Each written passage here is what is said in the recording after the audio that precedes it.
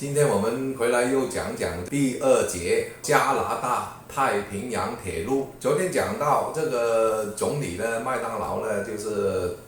要推动这个太平洋铁路的建设。那这个铁路到底是怎么建成呢？其实它是经历了一波三折，而且呢，由于政治的斗争就是自由党是反对修铁路的。所以呢，他们的非常的挑剔，包括他的预算包括他的这个线路包括他的人选等等呢非常挑剔所以呢，造成这个铁路的建设呢是困难重重，可以说呢一波三折。那我们现在呢也是请那个水哥呢帮我们读一读这一节，了解一下这个铁路建设的过程当中的一些详细的情况。落基山史记，作者介东，出版发行加拿大华人历史研究学会。第3章铁路建设。第2节加拿大太平洋铁路公司。1871年，不列颠哥伦比亚省加入加拿大联邦。那时候，从东到西没有一条陆路交通连接，只能靠海洋航行，绕行南美洲需10几个月，交通极为不便。因此，不列颠哥伦比亚省加入加拿大联邦的条件是10年之内，从加拿大的东部修建一条太平洋铁路连接西部。这条铁路建成，除了实现约翰麦当劳总理建立一个从太平洋到大西洋的国家梦想之外，魁北克和安大略省制造业也需要西部的原材料、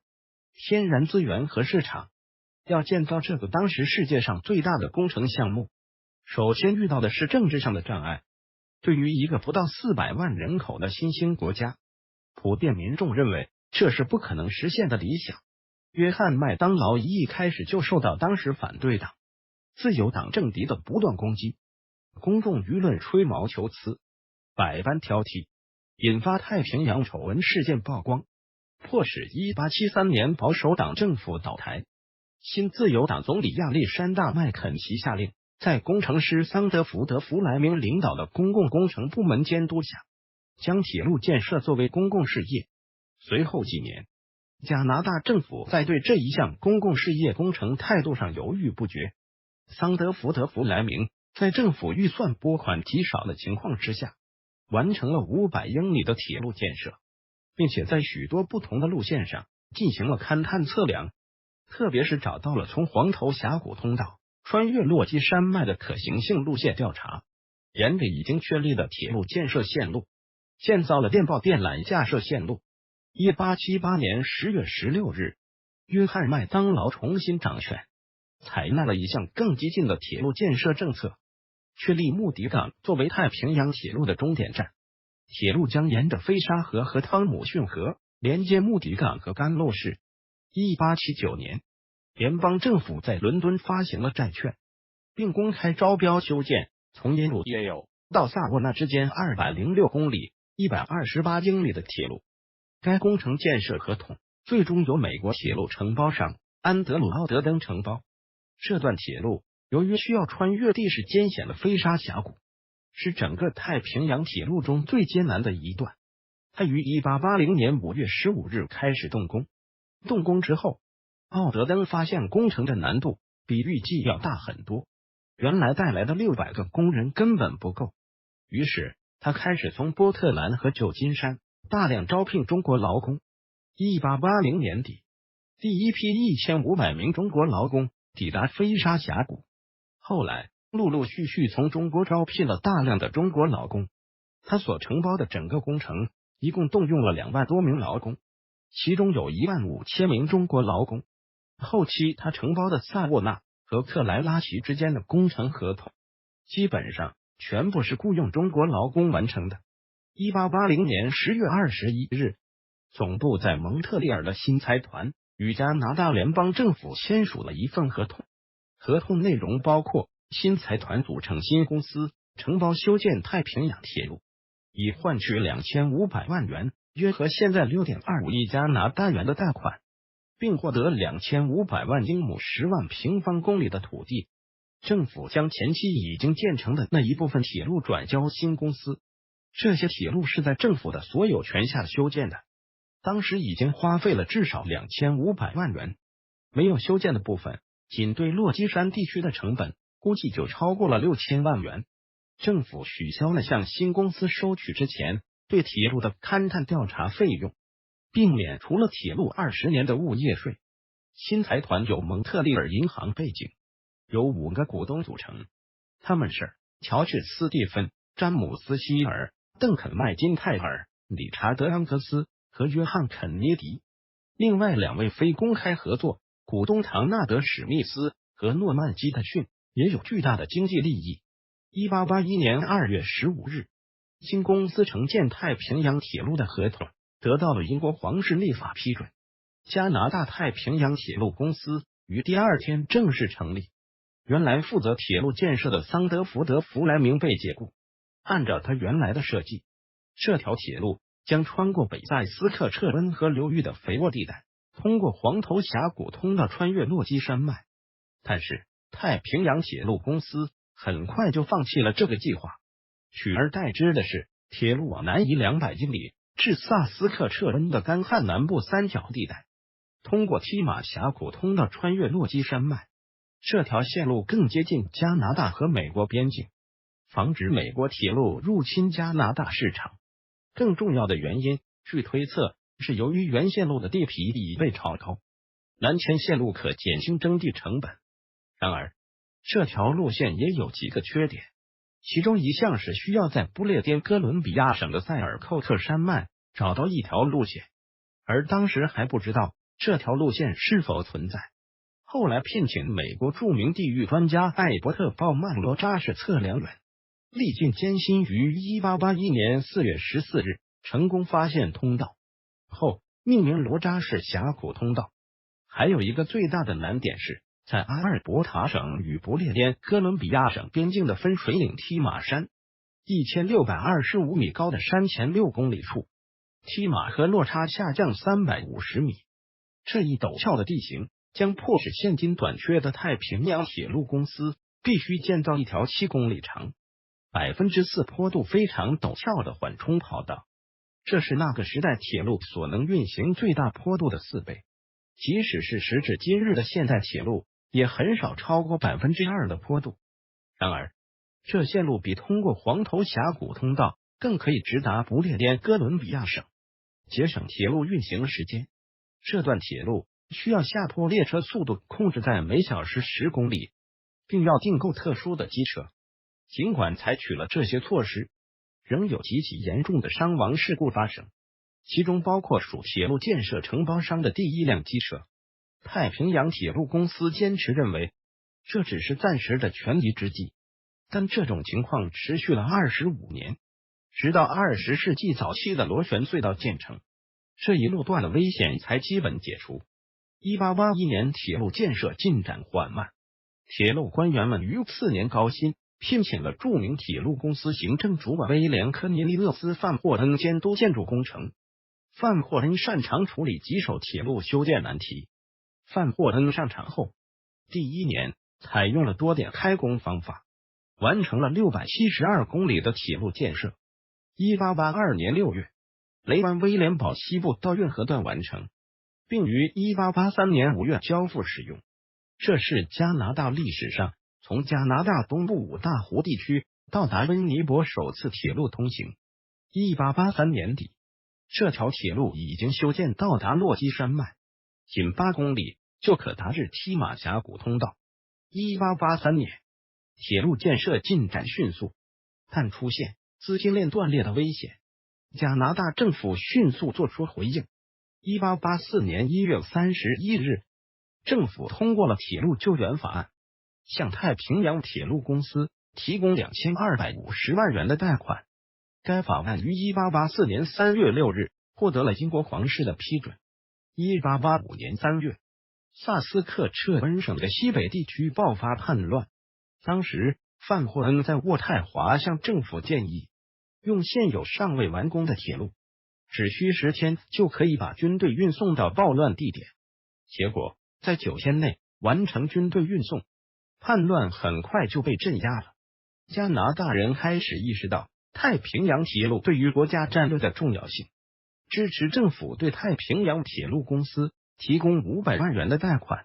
1885年11月7日早上9点22分，太平洋铁路公司董事唐纳德·史密斯在菲灵峡谷通道锤下了最后一根道钉，宣布加拿大太平洋铁路竣工。随后发电报给约翰·麦当劳总理，由总理亲自向全国宣布了这个令人振奋的消息。这样一个庞大的工程项目的成功，是加拿大国家政治意愿的壮举。这个国家人口稀少，资金有限，而且地形复杂，地势起伏，这是世界上迄今为止建造最长的铁路。1886年6月28日早上8点，第一班横贯北美洲大陆的特运列车从蒙特利尔的达尔豪斯车站出发。1886年7月4日中午，蒸汽火车371号缓缓驶入穆迪港。这是第一辆从加拿大的东海岸开到西海岸的火车。这列火车包括2辆行李车、1辆油车、1辆2等车厢、2辆硬卧车厢、2辆头等车厢、2辆软卧车厢和1辆餐车。太平洋铁路公司决定将西面的太平洋火车总站从穆迪港转移到温哥华，从此诞生了温哥华这个城市。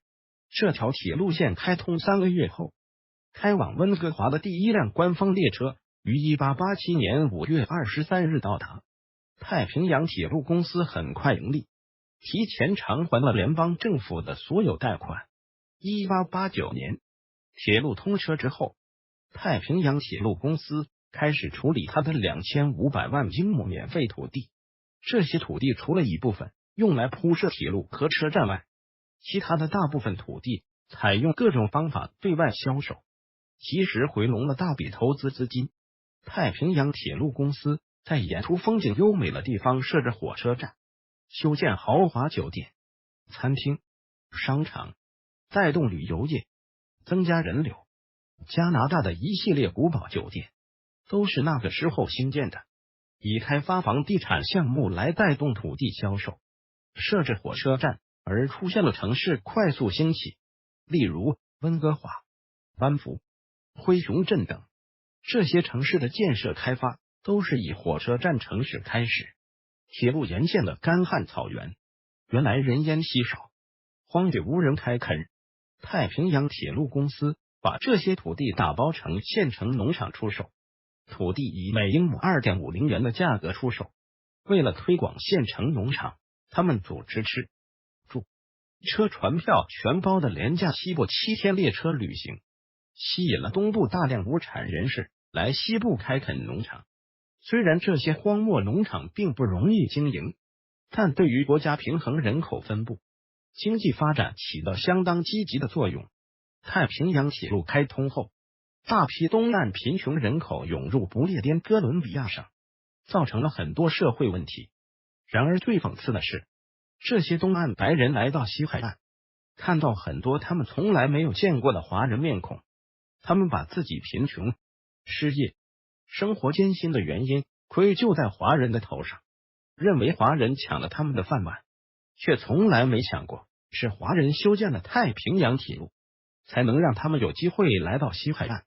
从那时候开始，东部贫穷的白人积极推动各种排华法案，华人也从此受到严重的种族歧视。1940年，第二次世界大战期间，加拿大太平洋铁路公司已经成为加拿大最大的海陆空运输公司，担当运送国家战略物资的责任。整个战争期间，他为国家运送战略物资3亿吨，人员8600万，其中包括士兵15万。太平洋铁路公司派出22艘运输舰奔赴前线，其中有12艘被击沉。公司派出非战斗人员33000多名参加二战，其中1774人牺牲。一个私人股份公司在国家危难时能够挺身而出，令加拿大人深深敬佩。加拿大太平洋铁路公司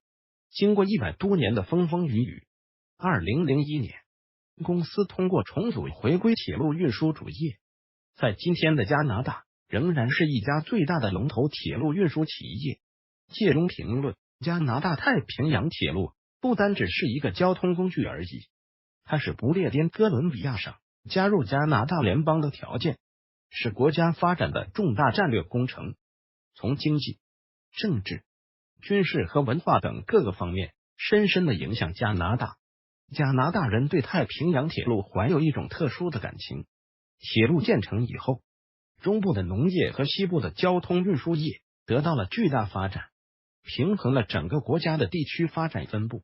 华人修建铁路具有特别的才能。130多年前，华人在加拿大大显身手，修建了当时最大的铁路工程项目。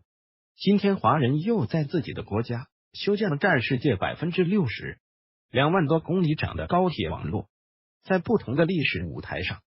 都显示出华人超凡卓越的铁路建设才华。首先第一个就是基金困难了因为加拿大当时才只有400多万人口的这么一个国家，要建一条400-500英里这么长的一条铁路，实在是谈何容易。加上呢，这个国家刚刚成立，所以资金各方面呢都是非常困难。在这种情况之下，他们怎么办呢？他们就想出了用私人投资的方法来修这个铁路，主要是那个蒙特利尔银行蒙特利尔银行呢，等于是属于英国的霸凌银行那个叫霸凌，现在那个银行已经倒闭了。还有呢，欧洲也有很多人呢就投资这个加拿大。由于四公主就是那个路易斯公主呢，她的丈夫在这边呢当总督，给加拿大做了一个很好的宣传机会这些影响呢，就是给欧洲人呢就对加拿大有了新的了解所以呢有大量的资金呢就投入这个铁路的建设另外呢，政府呢也给这个铁路很多那个免费的土地这些土地呢都一路修铁路的过程当中，一路的可以卖一些土地因为铁路的沿线呢，那个地皮呢都会涨价，这个是一个经验所以学历史呢，我们可以学到很多这些历史的教训有这个发展潜力呢，才会炒得高那另外这个铁路呢，大家也听到了，就是完完全全呢，就是要靠这个中国人在这个修建这个太平洋铁路的时候，担当了一个重要的角色我们下面呢还会讲到这个问题。